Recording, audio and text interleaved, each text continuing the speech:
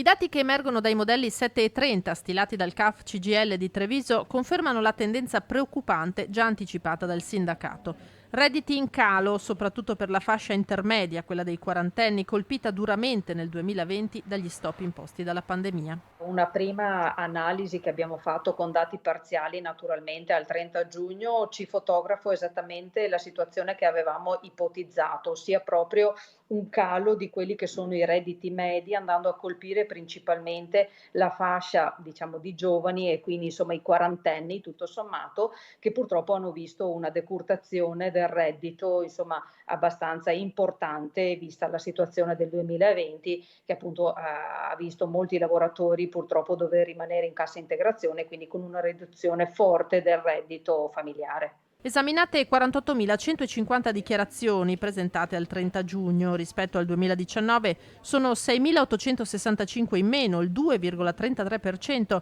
i contribuenti che superano i 25.000 euro annui.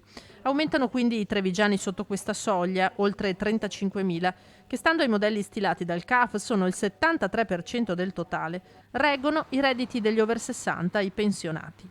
Quelli appunto penalizzati sono indubbiamente i più giovani, questo sicuramente. Ecco perché molti hanno utilizzato, diciamo bonus alternativi come il reddito di emergenza, reddito di cittadinanza. Abbiamo visto un afflusso notevole di cittadini ai nostri sportelli per richiedere magari per la prima volta l'ISEE, proprio per poter ottenere dei sussidi, e benefici ad integrazione dal reddito. Quasi 8.500 i trevigiani sotto i 10.000 euro di reddito, l'1% in più rispetto all'anno prima.